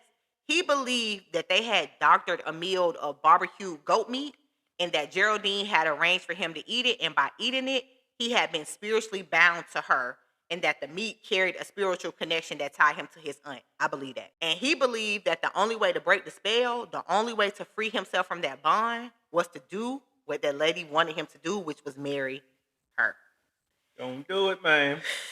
Now, whether that was literally true doesn't matter. Who knows if barbecue goat meat can actually carry a root? Whether a root woman can actually place someone under a spell. These are all separate questions for another day. In this moment, the only thing that mattered is Milton believed that that was true. We can talk till we blue in the face on if you can put a spell in some goat meat. Whether it's yes or no, what's the alternative for Milton? Don't eat the goat meat and die? Because... Possibly. You know what I'm saying? That's the only other option he had. Marry auntie and die? Possibly. Listen. He believed he was under a spell. He believed his life was in danger. He believed that his aunt had orchestrated something that bound them together. He believed that if he didn't marry her, he would suffer consequences he couldn't even prevent or understand. Like, he thought, if I don't marry this lady, I'm a burn from the inside. I'm like just all type of crazy things that she was telling him. And that belief was powerful enough to make him consent to marriage with his own blood. Now, I told you she was having weddings at that church. Anybody that sat in that church and watched her marry her fucking nephew and continued to go to that church. Some of them did it. And continued to go to that church. No way. No way. Now y'all are under spells. You are under spells, people. Like, no way. No way. Yes way. And after they married, Milton moved in with Geraldine. And from the first day he walked in that bitch, he said he felt trapped. He had good reason to feel like he was trapped, because while he was upstairs, able to move around like a free man, come and go as he pleased, Geraldine had another man being held in the basement. His name was Johnny Davis. Now, would y'all believe me if I told y'all she was married to Johnny Davis too? What? She pimped tight. She pimped tight. Child. And from that basement, she was taking and spending all of Johnny's monthly disability check. Now, he was disabled. He was a little bit older. So she probably got him down there with the thought of, you could just move in with me. I'll take care of you. Put his ass in the basement and then let him come out. But married him, but then let him come out. And for the sake of the story, just know she had policies on both of them. This situation was short-lived for Milton because on July 22nd, 1988, the police kicked down Geraldine's front door, and inside they found Milton upstairs, and they found Mr. Johnny in the basement. And now they looking through the house. They find multiple wedding licenses and 45 active insurance policies. And she was the beneficiary to every single last 45. And after talking to both Milton and Johnny, they found that she was married to the both of them, which is a crime. An additional crime for being married to Milton because y'all are related. Additional crime for kidnapping and aiding and abetting. Like, at this rate, they could have just threw the whole book at her. Legit. The stories these two men was telling them was so crazy and unbelievable that one of the police wrote in his report, and I quote, "I couldn't believe the details when we interviewed these two men." Do you know how crazy some shit gotta sound for a police to actually do some work and write some shit in their report? They proceeded to take Milton downtown. They brought him into the station where he attempted to explain his situation. He told them about the coercion, about the threats, how he believed he was under a root, and they took notes, adding it to what they already knew about who this lady was and why they went to go kick her door down. Because they didn't kick her door down with nothing to do with Milton and Johnny. They went there for some other shit and just happened upon more crimes that she was committing. When they kick your door down, they got you. June 22nd, 1988, all the shit hits the fan. They lock up Geraldine, they lock up Edwin, and they lock up Lil Lionel. The investigation is no longer quiet. The system is now alive, awake, and moving. The machinery of justice is now in motion. When police raided her home, they find something remarkable. She had safes hidden in every wall and every floorboard in that house. Locked closets, hidden compartments, and inside all of these places is where they was finding them policies at. And they realized each one of those policies represented a potential victim. So not only is we finna get you for the crimes that we kicked this door down for these men that you got in here married to. Gotcha. And now we got all these potential victims that you got. Damn, son, where'd you find this? Each one of those policies represented a possible motive for murder. They found documents, they found payment records, they found money trails, physical evidence of insurance fraud, payment receipts from her to Edwin and Lil Lion. In 1988, baby, you should have ate that motherfucking paper. There is no way you should have wrote that in your books. They had start to finish documentation of Geraldine's conspiracy. The investigation was thorough. The evidence is overwhelming. It's documented. It's undeniable. But they still had a lot of questions that they had to find answers to. Because when most of these people died, no one thought anything nefarious. So nobody looked into it. We just gonna let her put you in this brown box and let her do whatever to you and pay her out. Where was the oversight? There was none. Where was the oversight? So the police had to work backwards. They needed to verify that the deaths were actually murders. So they went to a pauper cemetery. Okay, that's where she was burying them at a pauper cemetery. I don't know if that's free, but I'm sure it didn't cost more than, you know what I'm saying, Usually $200. people that's not identified or they don't have families, they just bury That's them what she there. was. That's what she was dropping them off at. They exhumed one of Geraldine's victims to verify the cause of death and to gather evidence, but they make a mistake. They went there and dug up the wrong body. They realized that they made an error. They reburied that body. They apologized to everybody. Oh my God, we're gonna do it right. We apologize. We're sorry. You know, it's unmarked graves. We don't know. Y'all just throw them in the ground, right? That's what they say. That's what they say. We got the right location. We know that the person is right here. We gonna get this person. They go back. They dig up again. Wrong fucking body again. Wait a minute. It may not be them. It may be her. A second error. A second wrong grave. A second misidentification. No, it's them. It's them. They was just digging up the wrong shit. Okay. Oh, you thought she did some trickery with the bodies? Man. About to say, no. We got to go talk to her. We got to go to wherever she is. We got to go talk to her. Geraldine so fucked up. Kendall got to shoot the police bell. Wait, hold on. That fucked up. Damn. Geraldine done swindled it so good, Man, baby. she's working. Who? Belong. Eventually, they found what they were looking for. Eventually, they got the right body.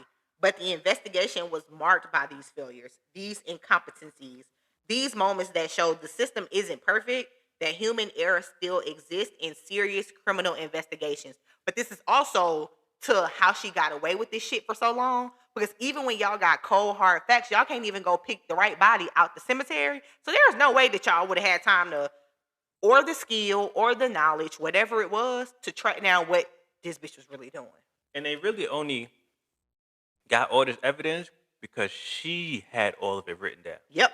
Because they would have never found the saves. They would have never found anything. Yeah. She probably would have walked. That too. She also was keeping, like, she had to weave a web so thick, she couldn't bury everybody at the same pauper's grave. She couldn't get, you know what I'm saying, policies from the same insurance company. So she had to move it around. So you have to keep some type of understanding to keep yourself safe. Okay, I buried white man at pauper's grave 1. I probably can't go back to pauper's grave 1 to about 4 more deaths before I come back like, okay, listen, somebody else died. Thank you for doing business with me. Especially when everybody getting shot in the head, stabbed up, you know what I'm saying? Like, all this violent death happening around you. So I think she was trying to keep herself alive. Leading the investigation was Detective Donald Waltermeyer, a homicide detective from the Baltimore Police Department. And at this time, he's inexperienced. This case will become formative for him. This case will teach him how to work a complex, multi-victim murder conspiracy case. Walter Mayer worked this meticulously. He was determined from the very beginning. He tracks down victims. He gathers evidence. He coordinates with prosecutors. He follows the money trail. He documents the insurance policies. He builds a case. The exhumation failures frustrate him, but they don't stop him. The complexity of the case doesn't overwhelm him. He puts his head down and just keeps working, pushing forward. This experience in this case will define Walter Mayer's career. This will transition him from just a patrol officer to a serious investigator. It will teach him how to work a case that requires patience, detail work, and the ability to connect pieces of evidence. Now, when police first get the question on Geraldine, she tries different strategies. First, she tried to play crazy. Oh, Lord.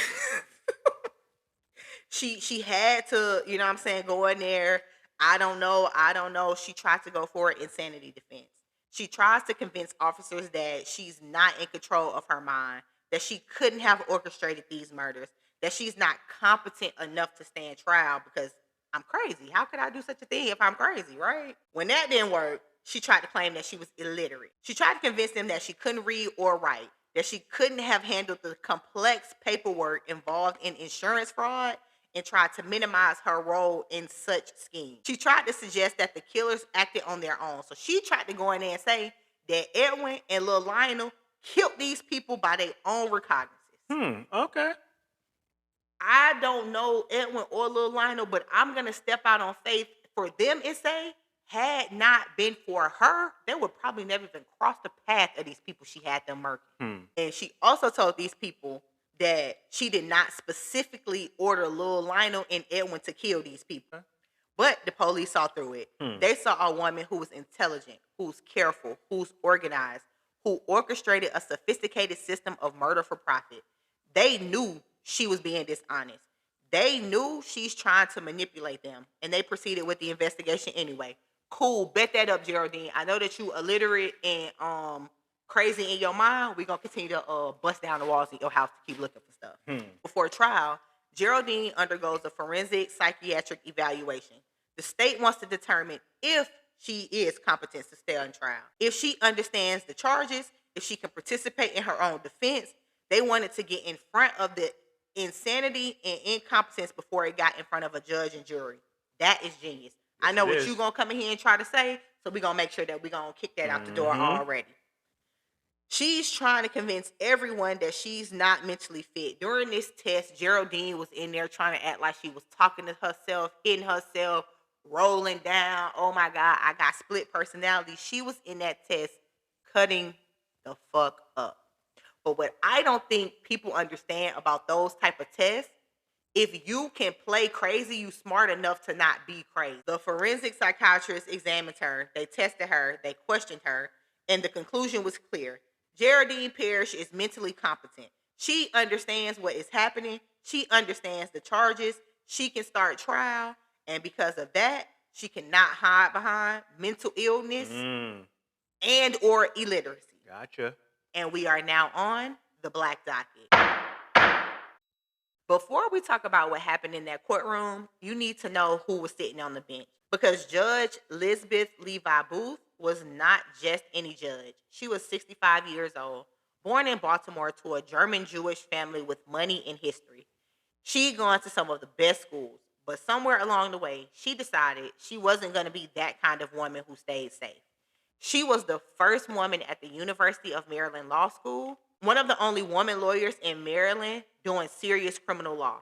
While other woman lawyers were handling juvenile cases and domestic disputes, Elizabeth was in courtrooms defending people in capital cases. She was fighting in Mississippi during the Civil Rights Movement. She was with the ACLU. She was doing the hardest work. When she was appointed to the bench in 1978, she became the first female judge in Baltimore to handle serious criminal cases, murders, rapes, the big cases. And here's the thing about Judge Booth. She had a fascination with murder. She would actually swap cases with other judges to get murder cases. She wanted them. She studied them. She understood them. She was brilliant, wickedly witty, tough as they come, but she didn't tolerate fools. She was fair, but she passed sentences longer than the required law. She was the right judge for this case because she understood that sometimes evil wears a church robe and call herself a preacher. Now, you know, I don't never want to get no credit for nothing. I absolutely think she was the best lawyer for this case. We need somebody that's going to say, okay, I could give you 15, but I'm going to give you 55. That's the type of lawyer that I think. God damn. That's the type of time I want for Geraldine. Just Geraldine, though. She the only one because she too wicked. In early 1989, Baltimore Circuit Court, the state of Maryland versus Geraldine Parrish. The prosecution focuses first on one murder, Albert Robinson. They described a man who was worn down by life, a man people simply looked at as a wino, a man who would become the centerpiece of the case that would finally bring Geraldine Parrish to justice. The prosecutor was Jack Lesner. He stood in front of the jury and laid out the timeline. He presented the evidence. He walked through the motive, the insurance money, the 45 active life insurance policies, Geraldine as the beneficiary on all of them, and Albert Robinson, just another man on the list, just another target. The evidence was presented along with all those policies with Geraldine's signature on where her signature was supposed to be, but also what a person who was signing signature was supposed to be. Proof that she positioned herself to profit from his death, the timeline of when he was killed on October 6, 1986, the same day as Ronald Brown, her brother, the same day as another human being for money. The means was presented. Hired killers, paid to pull the trigger, and by this time, Edwin was already serving life for another murder. So Edwin was already in jail. But the prosecution drove home that Geraldine had found this young man and convinced this man that human life was not worth more than the money that she offered. And then there was testimony. There was a voice inside the courtroom that hadn't been heard before, a voice that would change everything. And that voice belonged to Renee Barnes. Now, that's her niece that she sent Edwin with to kill this man, who daddy she married when her mama died. And they watched as she took the stand. She was 21 years old. She was testifying against her own aunt. She was a woman who made a terrible choice. A young woman who participated in orchestrating a man's death. A young woman who's now standing in the courtroom and telling the truth about it. What did she say?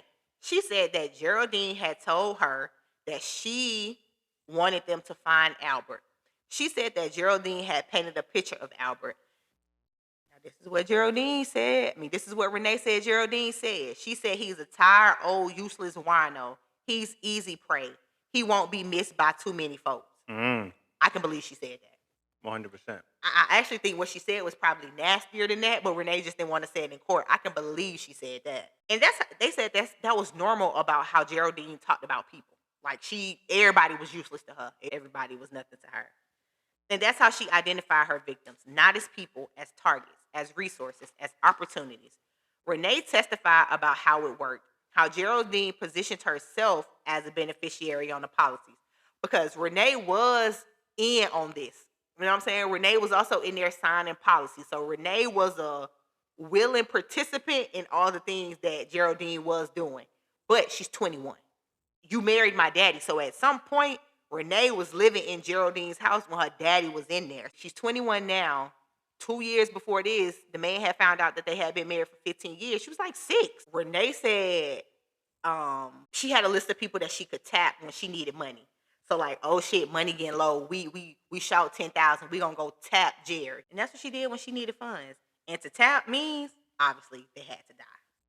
She testified about the marriage strategy, about how Geraldine had married men to stay connected to their financial lives forever, how marriage made it easier to collect the insurance money, how the law didn't question a wife collecting on their husband's death. And the jury listened, and the court listened. Nay Barnes wasn't just another witness. She was family. She was someone who had been drawn in, someone who had been manipulated, someone who made a choice that she couldn't take back.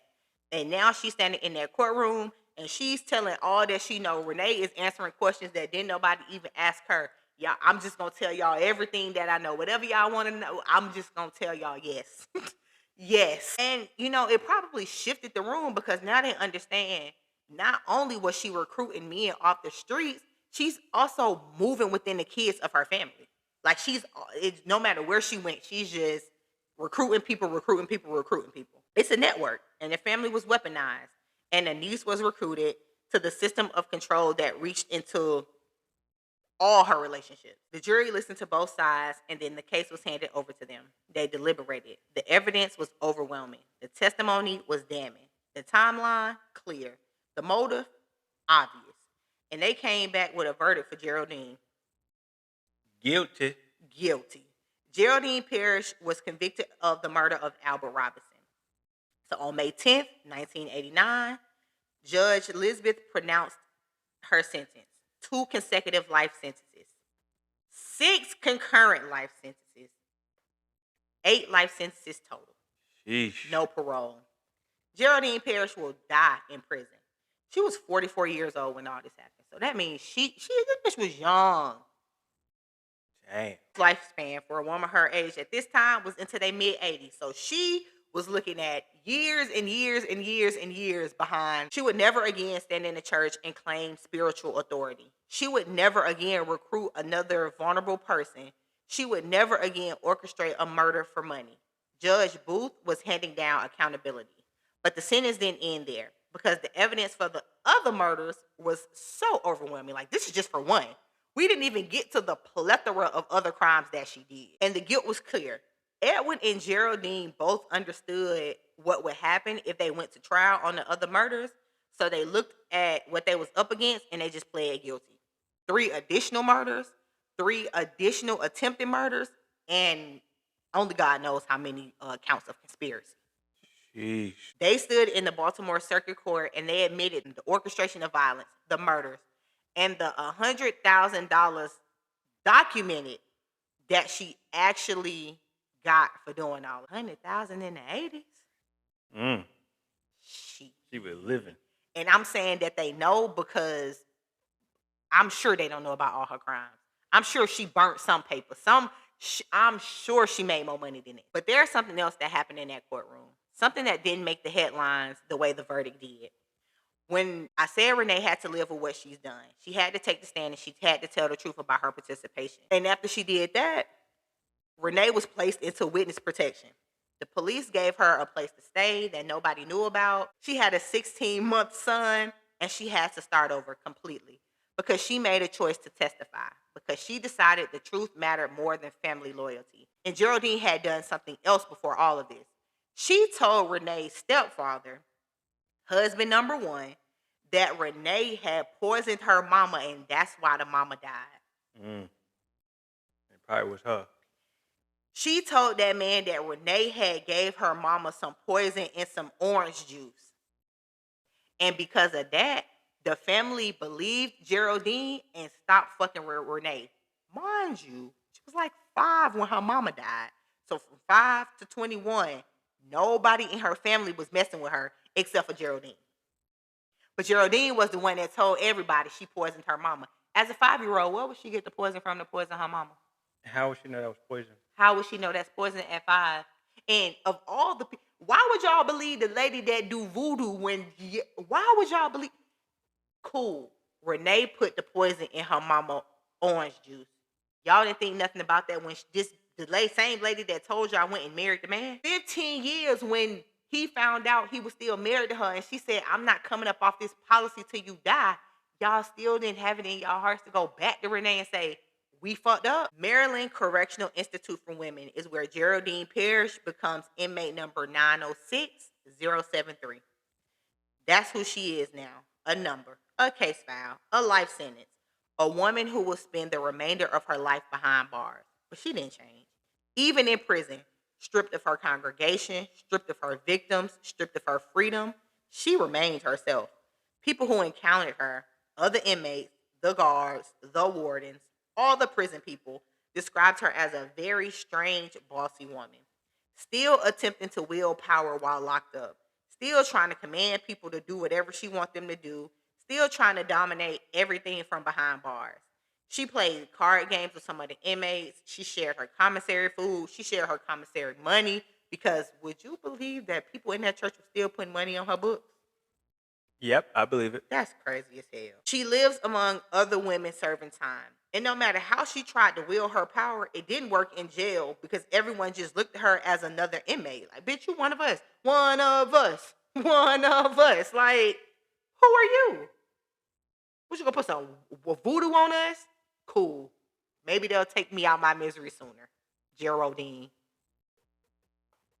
And while in prison, Geraldine wants to tell her story. She wants her life documented. She wants her perspective heard. She wants to control her narrative. She orchestrates to meet with the author named D. Wright. They negotiate a deal.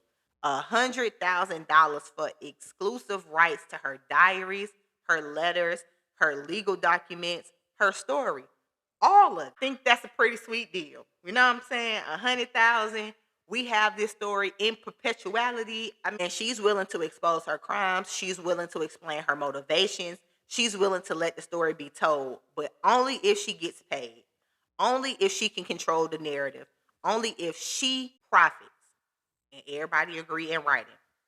And in August of 93, D. Wright goes down to the jail to interview Geraldine. And she interviews her 4 times. They had conversations. They talked. Of course, D, being a journalist, she documents everything.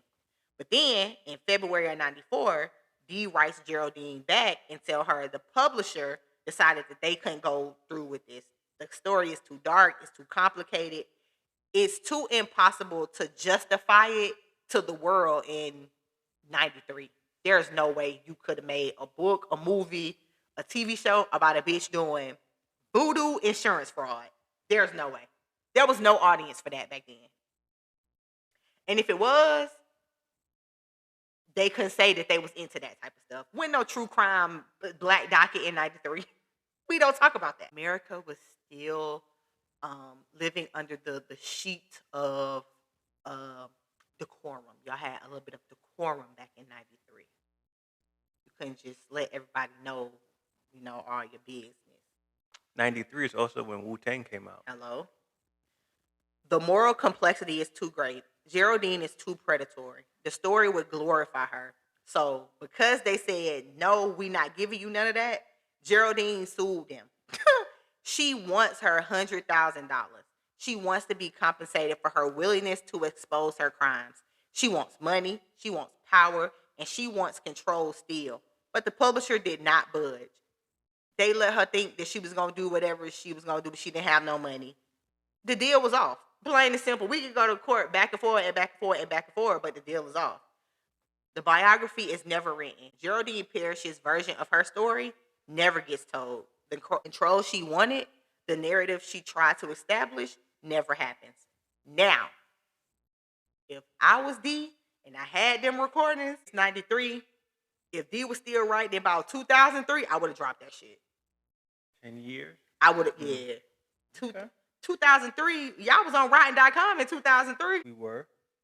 You could have definitely dropped this body. The world has shifted long past the veil of we don't talk about those type of things in America. She could have got paid in 2003. As far as everyone else, Renee went into witness protection. She separated from her community. She rebuilt her life knowing she testified against her aunt, and she lived with that weight. The victims' families carried grief. They knew their loved ones were killed for money. They knew the system failed them until it finally worked. Detective Walter Mayer went on to become a serious homicide investigator. His investigation on this case would become immortalized in a book called Homicide, A Year on the Killing Streets. Judge Lisbeth continued serving on the bench, known for fair sentences on serious cases. She served until mandatory retirement. She was in this shit for the love of the game. One died in prison, and little Lionel Robinson is still behind bars right now to this day in 2026 because he went there at 19. His entire life gone. All served behind bars. Milton Baines lived with the knowledge that his aunt coerced him into marriage through voodoo, and he carried that trauma forever.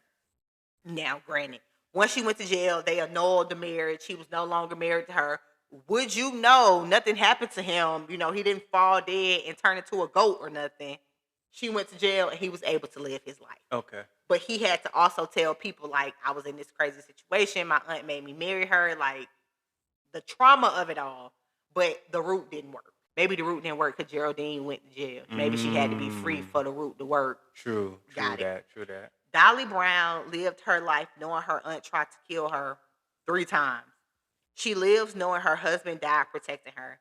This case is so bizarre that it inspired television. An episode of Homicide Life on the Streets called Calpurnia Church, based on Geraldine's crimes. And on January 1st, 2004, inmate number 906073, name was called. But she wasn't going to the free world. She was going to a much hotter place. While everyone was counting down to the new year, Geraldine was counting her last seconds of her life. She died by natural causes in prison, right where she deserved to be. And if I was D, if I ain't dropped that bitch in 2003, when she died on New Year's Day, I'm definitely dropping that bitch in 2004. Yeah. Most definitely. Geraldine Parrish understood one thing. If you make people believe you have power, they'll fear you. And fear controls everything. She wasn't crazy. She wasn't sick. She was systematic. She was intelligent. She knew how to identify vulnerability and exploit it. She used faith. She used family. She used marriage. She used trust. She looked at young people like Lionel and Edwin, desperate, looking for a way out. And she showed them a pathway. Help me, she said. Do this and you'll have money. You'll have power. They said yes because they were desperate. Not because they were born criminals. Because she knew exactly how to reach them. And this is how predators work. They don't assault strangers. They cultivate trust. They get invited into your home. They become someone you believe in. And then they use that trust to destroy you. The system had failures. 45 life insurance policies, 8 marriages, Helen Wright survived being shot and wasn't protected. People died while the system caught up. But the system also worked. The investigation happened. The evidence held. Justice came. Here's what matters now. Pay attention to your community. If someone is isolating people from family, that's predatory. If someone is accumulating resources in suspicious ways, ask questions. If someone is using fear and mythology to control people, question it. If young people are being recruited into schemes, intervene. This is about protecting other people. This is about making sure young people have real ways out that don't require them to become complicit in someone else's crimes. Geraldine Parrish was born in rural North Carolina. She died in prison in Maryland. She murdered at least 4 people. She attempted murder at least 3 other times. She married 8 men. She orchestrated violence. And now her story is told. She doesn't control it anymore. Her story belongs to Baltimore. It belongs to the people she hurt. It belongs to all of us. And at this point, it belongs to the docket. Because when it's on the docket, we gon' clock it.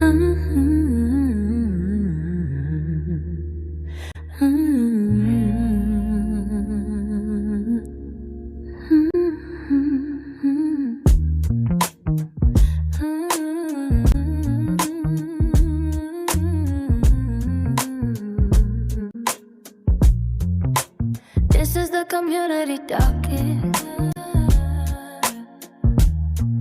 where the people do the talking.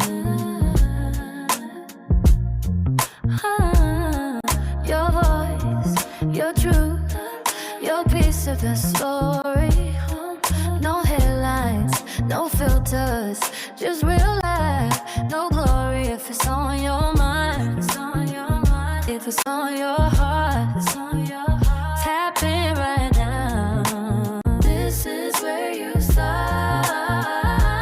We listen close, we hold it proper.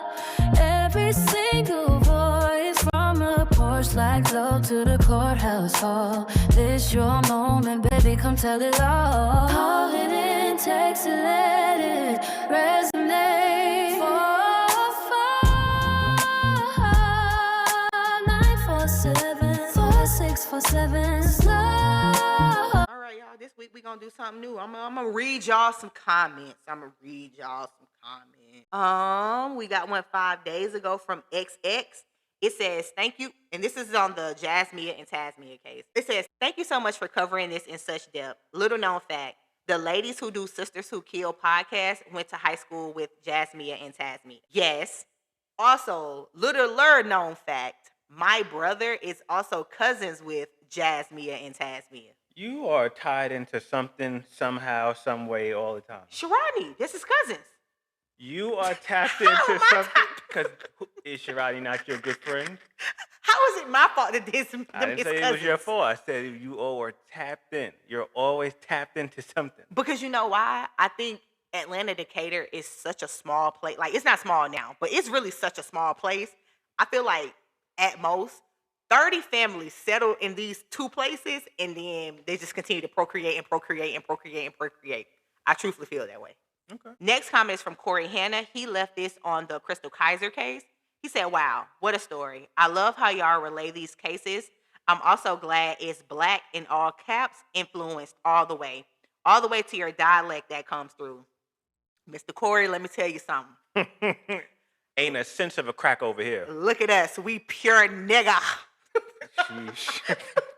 We can't do it no other way, Mr. Corey. You know what I'm saying? Sheesh. And we know it's going to come a time where somebody's going to stumble upon said podcast, and they not going to fuck with what we talk about. But that's okay.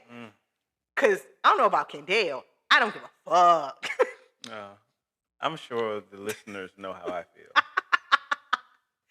I'm waiting for the day. We had one person, you know what I'm saying? We had one person. He who should not be mentioned on this podcast. You know what I'm saying? But we going to keep it pushing.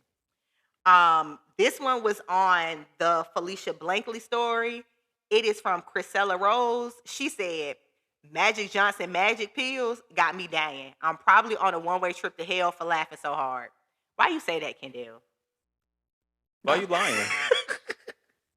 See? The Virgos be lying. No, for real. No, for real. No, for real. No, for real. No, for real. No, for real. They do. Magic Johnson, magic pills is crazy. Now we had one from Liberty a couple weeks ago. This was on the Mia Hunter story when we came back from our small hiatus. Shawty said, "Wait a minute, we got an episode." Damn. Why they trying to play you out, Tam? Liv, why you had to do me like that, cousin? Listen, y'all. Damn. They on you. Listen, y'all. Shit got a little treacherous real quick. But we getting better. I'm trying to find a day that works. We moving and we grooving right on along. And then our last one is from our good girl, Renee. Hey, Renee. This one was on the Mia Hunter story. She said, hey, y'all, a few people let her down. The man, the lawyer, the judge, another great episode. I just love y'all. Tammy, you held it down solo, but together y'all are fire emoji. Kendall is a pro with the intros now. Keep up the great work. My Blackity Black podcast cousins. Fist. Blackity black. So thank y'all for the comments. Keep leaving them. Or we gonna keep reading them. And another thing, I feel like ever since I've been born, there have been so many unprecedented times. From 9/11 to COVID to now this man being a president and now a felon. These times need to start being precedented state. And I'm not playing. I'm putting my foot down. Start precedenting the times. I cannot keep up. I cannot keep living like this. Every single time I turn around, I'm the first to experience something. I don't want to be the first anymore. I want to be like the second or third. Like back in the day, all they had was like the bubonic plague. Okay, get over it. Every single time I go to sleep, I wake up unprecedented times. This needs to end. I literally cannot handle another unprecedented time. Get some precedent around this hoe or else. Welcome to unprecedented times, y'all. All right, since the last time I talked to y'all, the hantavirus is running rapid and running wild. Hunter.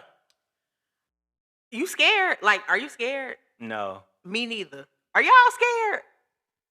I don't know. Maybe we crazy people, I could go for another, shut this bitch down. I could go for another one. Okay. Another pandemic. I mean, the last pandemic was pretty normal for me. Like, I still was going outside. I still was doing what I was doing.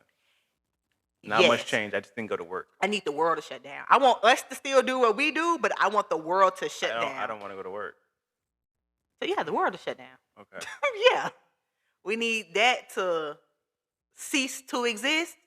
And we really could sit on lockdown for about another 24 months. How long that man been the president? I mean, until that man is not the president you no saying more. that, but gas is $10 a gallon now, so just imagine.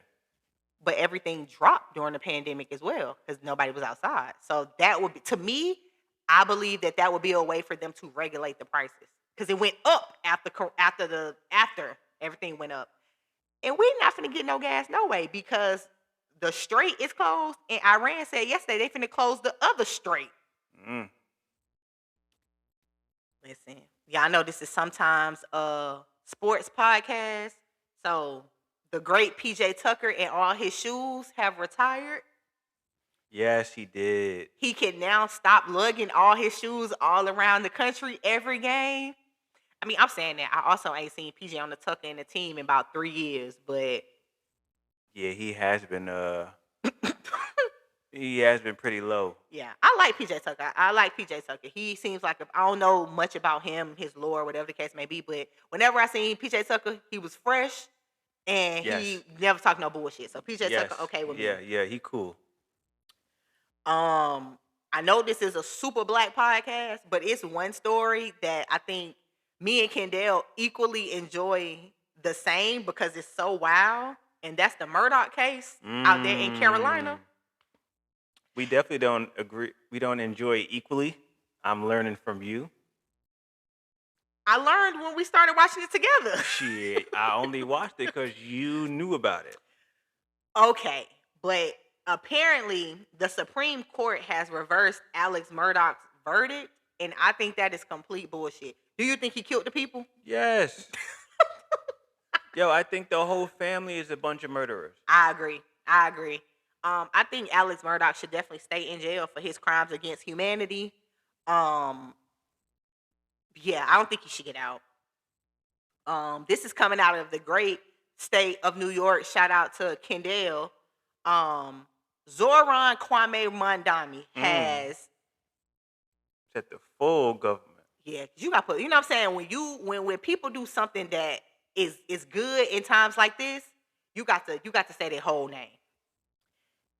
He has taken the New York deficit from $12 billion with a B to $0. I wonder what they were doing before him. Stealing the money. And he did this without cutting any social services. He actually added to the social services. Interesting. This leads me to way, way, way back beforehand when before they had to let y'all know that Bill Clinton was getting his wee-wee sucked in the office. He had the country's deficit at $0. Did you know that? I didn't. Yeah, it was once upon a time in our lifetime where our deficit was $0. The deficit now is in the trillions, I think. So it is possible. But see, when it was at 0, we don't want that because it's too many of y'all making money. Everybody got jobs. Everybody can afford. Everybody can do. True that. So that became an issue. But Zoran doing that lets it be known that when all these old hags get out the way and the millennials get the reins, shit might be all right. Like, we still gonna have issues. I don't believe that, you know what I'm saying? It's always gonna be problems, but shit gonna kind of be okay. At bare minimum, people will be able to afford to live. That's true. And that's really all you, as long as you can afford to live, you can find your happiness in some way. In September of this year, the Los Angeles Sparks will be putting a statue of Lisa Leslie outside of Crypto Arena. Yes, that's my girl. Yes. I may have to get. No, I'm lying. I was gonna say I give me a Sparks jersey, but no, I'm not. Maybe some shorts. And they have the throwback jersey, the Lisa Leslie throwback original jersey is nice. Yeah, that's what I'm referring to. Oh, I thought you meant like the new one because they Absolutely have the not. old one and the new ones. Absolutely not. And last but not least, Kendall, I don't know if you know this, but y'all, well, you know that I'm a Celtics fan. Ooh. Whoa. Not a Celtics fan blindly.